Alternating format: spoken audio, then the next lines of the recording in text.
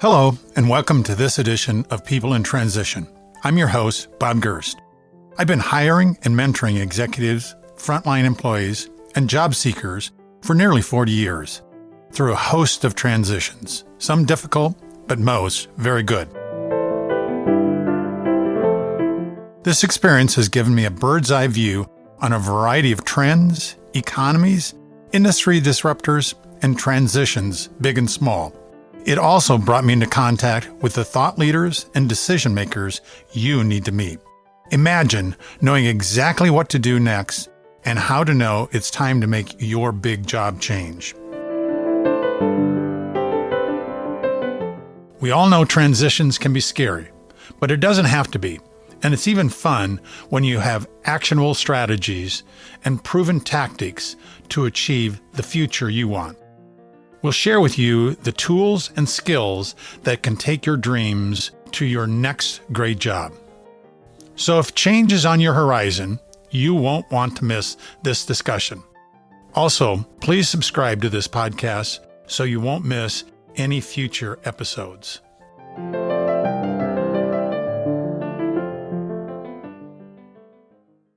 Hey, Peter, how are you? I'm so excited that we have the opportunity to talk today. Thanks for being on my show.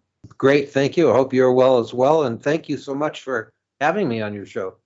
Peter, one of my signature questions that my listeners always enjoy hearing about is, if you think back when you were a child, what was it that you wanted to be when you grew up? Well, aside from being a race car driver of Formula One automobiles, I wanted to be a photographer for National Geographic. And what were the transition moments that you went through from that time that you saw yourself being a race car driver or a photographer for National Geographic to where you're at today? Interesting question. The transition for me from the idea of being a photographer for National Geographic was the rejection letter I got from National Geographic. That'll slow you down. Because you don't need to be as much as a photographer as you need to be a technician, in their words. You have to be able to manipulate the camera using all the settings and using light a certain way. And you're a photojournalist more than a photographer. I just didn't have a portfolio that would show that. And they said, try again if you ever get to be that place. But things happened. I went to college. I studied business and marketing. I had an idea that I wanted to be in the photo industry. And sure enough, I found myself getting a job working for GAF, which at the time was a Fortune 500 company. GAF stood for General Aniline and Film Corporation. They made film. Everybody knows the GAF Slide Master viewer, get 3D images of certain parts of the country, etc. But I was in the film processing division. We processed hundreds of thousands of rolls of film. This is pre-digital camera era. I was a salesman, top salesman in New England 4 years in a row. I did so well, they punished me by making me a sales manager in Pittsburgh. That was an interesting ordeal. I was a sales manager there for 3 years. I met my wife-to-be in that business because she was a sales rep for Eastman Kodak, selling film. And the two of us met and we fell in love. And the two of us looked at each other and said, do we want to continue to work for our respective companies, or do we want to go follow one or the other to another place? What are we going to do with our life? And I had been hiring salespeople from a company called Sales Consultants in Pittsburgh, which is a division of management recruiters at the time. We looked at it because it was a franchise opportunity. And takes one to know one is the basis of that business, salespeople knowing salespeople. And we bought the franchise for the state of Rhode Island, which is 5 counties. It's a very small state. And we owned Sales Consultants of Rhode Island for 36 years. We started out as a husband and wife team. Then we hired people as recruiters working for us, ran a fairly successful operation. In 2014, we decided we would move from Rhode Island into Massachusetts to be closer to our children and grandchildren. I relocated, incorporated under the name Best Sales Talent. I do the same thing I've been doing for 36 years prior, which is the search, recruitment, and placement of sales management, and marketing talent. So that's how I got to where I am today. And photography was the catalyst, if you will. Peter, you have a particularly deep and long-term perspective on the market. How do you see that employment market today, both for salespeople as well as in general? Well, in general terms, there's 2.5 jobs available for every person who's looking for a job, which means that there's going to be jobs that go unfilled. In the world of selling, if you're a good salesperson with a track record, and you can prove that you've done a good job, you have documentation, a company will be interested in talking to you. It just depends on your industry, whether or not they're growing or not. But I've always found that the last place a company is going to make cuts is the sales department. They can get rid of a couple of secretaries or a truck driver or something, but you're not in business if you don't have any sales. And salespeople are the spark plugs for the engine, if you will. Without them, the engine doesn't work. So there's always a place for a good salesperson.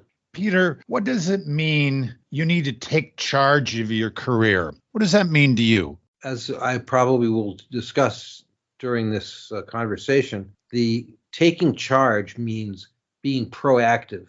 I have seen so many people who think they are in the job market looking for a job, who sit at home and they are on their computer and they search jobs and they select job and they go down to submit resume and they just click and attach their resume and they wait passively for a response. They are the passive job seekers. They're really not actively doing anything other than clicking buttons.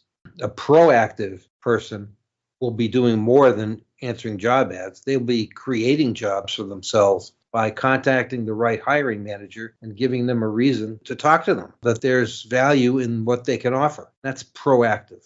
And do you think that a recruiter is at all offended that you're reaching out to them and you're trying to describe to them why you could add value to one of their clients? Does that ever bother a recruiter? No, not at all. In fact, it would be refreshing to hear somebody say what they can offer, which could be of value to one of my clients. Most people don't do that. They say, I'm looking for a job. What kind of a job do you want? What are you looking for? I don't know. When you don't know where you're going, invariably get somewhere else. Yeah, the response I like to that question when you ask a candidate, what are they looking for? And they say, I can do anything. And I try to describe to them, I have very few positions that are titled doing anything. How do you think a hiring manager or recruiter reacts when they hear that you've been laid off? We have so many people that are unemployed in the marketplace, and they're going to need to tell that story. How do they manage that message? Well, it's a different marketplace today than it's ever been before. Post-COVID, it's very common to see and hear about people laid off, entire divisions laid off.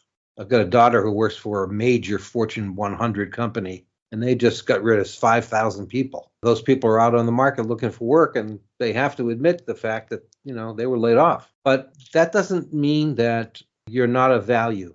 It just means for the short term, that company was looking to cut costs. You have value, and you were working there for who knows how many years, but you've developed a skill, a talent, and you ought to be able to go to the marketplace and find someone who'd hire that skill and talent. So I don't think it's a bad thing to admit that you were laid off. I think being honest about it is more important than anything else. If you're presenting a resume that shows employment of 2018 to present, but you were just laid off, that's not a good thing to do. You should update your resume to show a final date at your last job so that it's obvious that you're in transition. And Peter, you kind of touched on what I was thinking for my next question, which is not being employed, being in transition, being in between jobs is not a place of shame, and that you are more than a job. And you talked about you have value even after you've been laid off. What does that you are more than a job mean to you? I don't look at people as jobs. I look at them as individuals that have pluses and minuses. If their pluses completely outweigh the minuses, they get a lot going for them. But I don't identify myself as a job. For instance, people call me a recruiter, a headhunter. I don't care what they call me. But my role is to help companies grow and to help change people's lives for the better. That's what I do. That's the value that I offer. And I just don't think anybody should feel that they're labeled and they can't make a change. They can't transition to something else, because you certainly can. You're a recruiter, you're a headhunter, you deal with people. How can the candidate out there work best with you to make certain that you're working in partnership? Again, let's talk about the difference between a passive and an active candidate. Passive job seekers may not be laid off. They could be currently employed, but they're looking for other work. If they just submit a resume and say, see attached, and expect you to jump for joy that you have a candidate that has certain skills, they're kidding themselves. I've seen emails come in with no subject and no message in the body, just an attached resume, which goes to show you they're not really trying. So a candidate who calls and asks to speak to an individual recruiter because they've done some research should make a very professional introduction of themselves, much as they would if they were introducing themselves to a potential buyer. Ask the recruiter to assist you in searching for an appropriate position. Ask them what jobs they're working on, see if any of those might be of interest or a fit for you, and try to develop a relationship with the recruiter. It's not a transactional thing, a punch a number, step up, we'll give you a job, see you later. It is a long process to go through a relationship with the recruiter to get the right job. So developing the relationship, I think, is key. One of the things someone that was a very effective coach told me that it's important when you're going through a job search that you know and understand where your strengths and weaknesses are before you start that interviewing process. Do you agree with that, first of all? And then if you do, how can I find my own personal strengths and weaknesses? One of the ways you could do it is to talk to your former supervisors and your former peers and ask them what they thought your strengths were. If they can see them, then you definitely have some strength there. And that's something to talk about. And that adds value to you as a candidate. There are many assessments that are available, like DISC or predictive index. There's a whole bunch of them. If you know people who are doing those kinds of things and you're willing to pay whatever their fee is to go through the assessment tool, you might learn a lot about yourself. In fact, recently I had a predictive index done on me, and I was amazed at how accurate it was. Someone else told me that as opposed to sending my resume out to 100 different companies, that I should actually be more targeted in my search. And they suggested that to help me do that, I should do some research on particular jobs or particular companies that I'm interested in. I'm curious your reaction to that spray and pray approach versus the target approach. And if you think the target approach is correct, how can I do some of that research? I would suggest you take a vacation in the library and you read everything you can about the job market. There are business publications that each marketplace has, the Milwaukee Business News. Look at those and keep track of those things over a period of time. You'll see some of the same companies appear in those publications over and over again for things they've done or have done or they're doing now that might make some sense.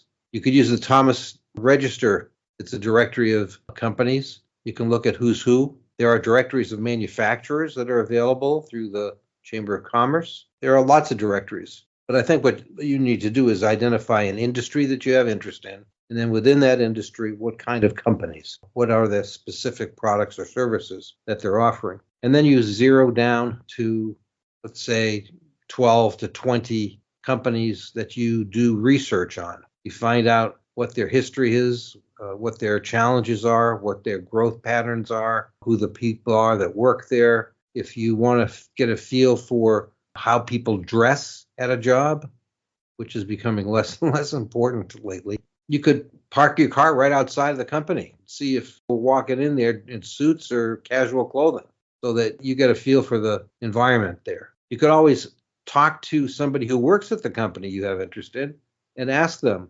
what it's like to work there. Mention that you're looking for new employment and you're researching companies, and this is one of the ones that you found of interest, and you wanted to ask them some questions about what it's like to work there and what the goals and mission of the company is and what's their value system. That is a lot of information that can be helpful to you. And then you ask for an introduction to their boss, and you'd be delighted to know that a lot of them would say, yeah, I'll be happy to do that for you. Some of them might even receive a bonus for bringing in somebody that gets hired. So targeting is much, much better than spray and pray. Peter, making any sort of job transition can be challenging, again, especially in today's market. But if you've decided that you're going to need to make a major career pivot, let's say to a completely different industry, that challenge can be even greater. Any items that you would coach someone on to make that major career pivot more successful for themselves? It depends on the job.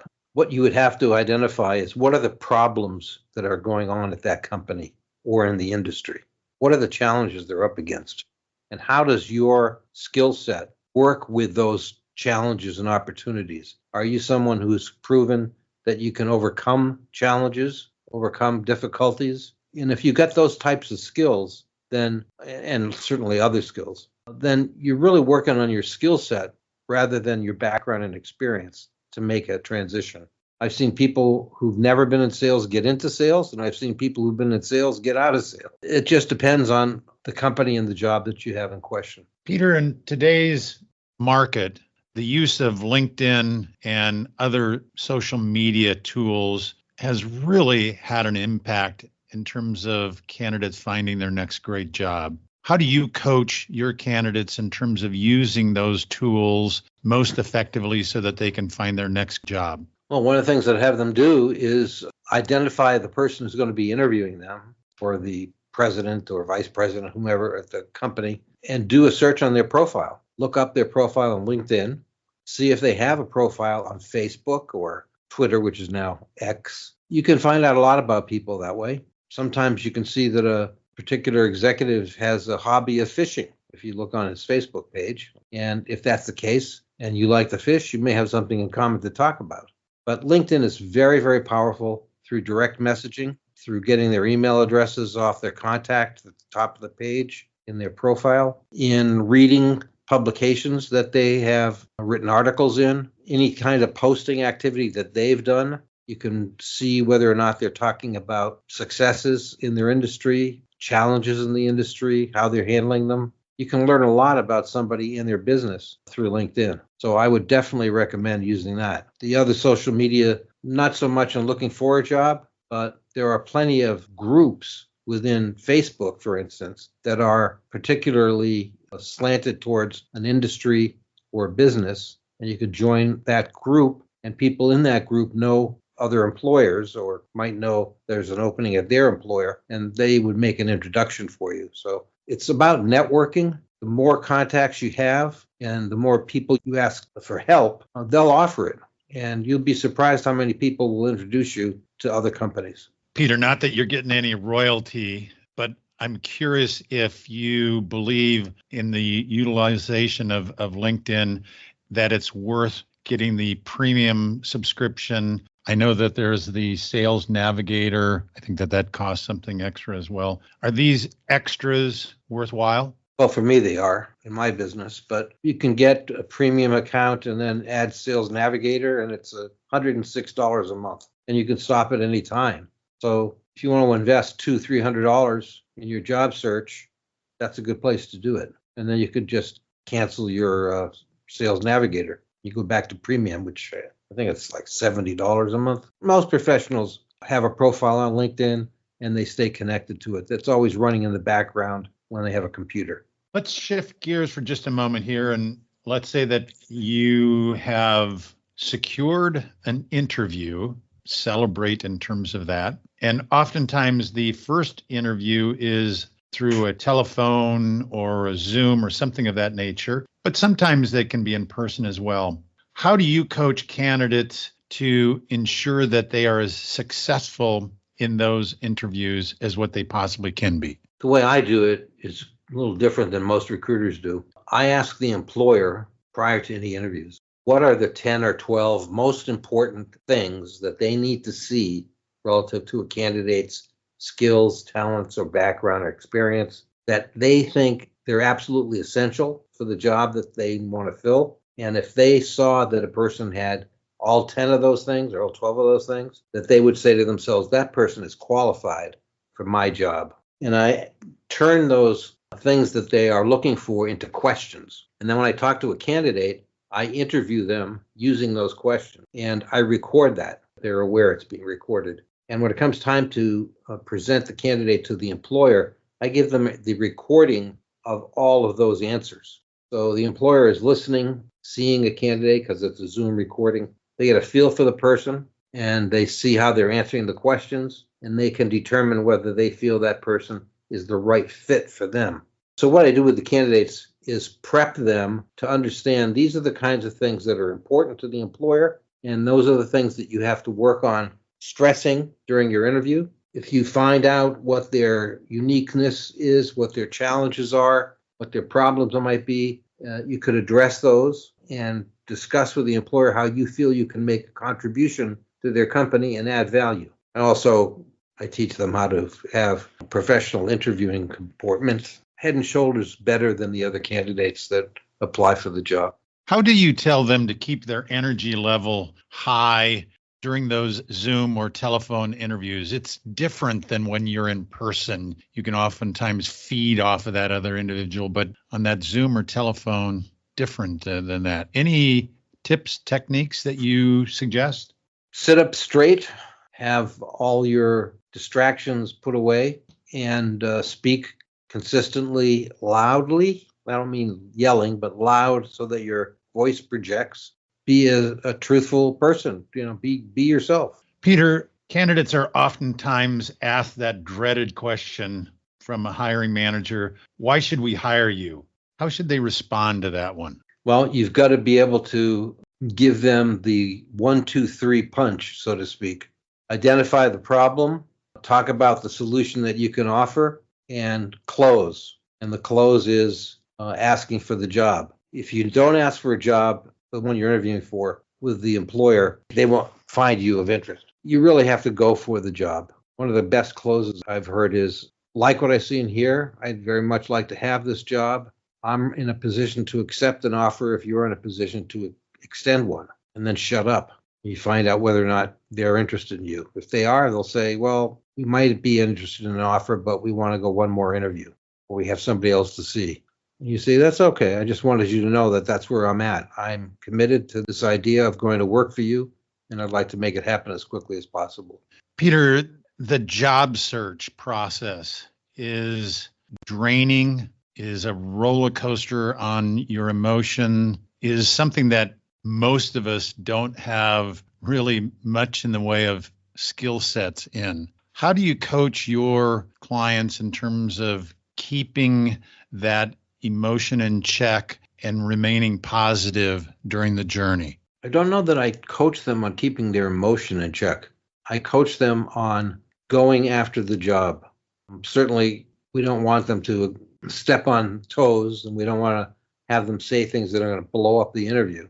But just being a good salesperson, even if you're not interviewing for a sales job and not even a salesperson, you have to be a salesperson to get a job. You have to present yourself in a way that shows the value that you offer to the company. So I would just work on that part of the interviewing process. Peter, any books or other resources that you have recommended to people who are looking for a job? There's a million of them. I used to recommend a book to people who didn't know what they were going to do next, didn't know what it was, what it looked like, didn't know if they had the skill to do it. And the book was called Discover What You're Best At. And there's a series of timed, self-administered tests or assessments that you do. And it comes up with numbers that you plot on a graph, sort of, where you have numbers that are clustered together that are all in a similar score. That directs you to another part of the book where you can identify the jobs that you'd be most suited for, and the companies, or not the company by name, but the types of companies that you'd be most suited for. The reason why I recommended it is that somebody gave me the book and said, you might find this interesting. And I said, why? And they said, you might find out that you're not in the right job. I took the book and I took all the tests inside, and I was amazed that it showed that I would be best suited as being a recruiter of salespeople. I kid you not. And it also said I'd be very good at leadership in a nonprofit environment. Well, this was after the fact that I had been the founder and president of the Make-A-Wish Foundation of Rhode Island, which I started out of my office while I was running my business. And I built up a very successful organization that granted over 1,000 wishes in the first 10 years of its existence. And it was the fastest startup of any chapter in the United States. Why? Because I was a recruiter and I recruited all the people to serve on the board of directors. We were very successful. So I found the tests in Discover What You're Good At were incredibly accurate, considering it was showing me I should be doing the things that I'm doing. I think it would be a real eye-opener to some people. Peter, we have gone through so much information to help people who are looking for their next great job. If a listener remembers only 3 things to help them in their search, what are the 3 things you want them to remember?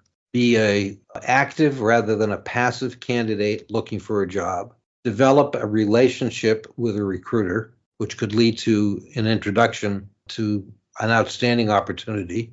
And identify your company that you really, really are interested in and go after it yourself without an introduction by a recruiter where there's a fee involved for them if they hired you. I'm an advocate of do it yourself. Go get the job on your own. But if you can't do it that way, or you're unwilling to do it that way, certainly a recruiter can help.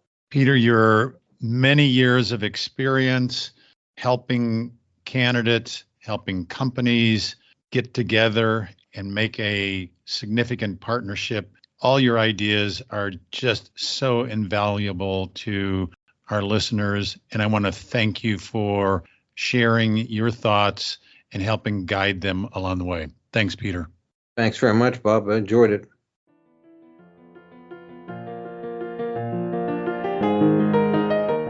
Thank you for listening. We're working in unprecedented times. The purpose of these episodes is to give you the support and critical tools to adjust with the changing marketplace. I'll continue to introduce you to guests who have successfully survived their own obstacle course and can share useful information. If today's message was helpful to you, please share it on your social media.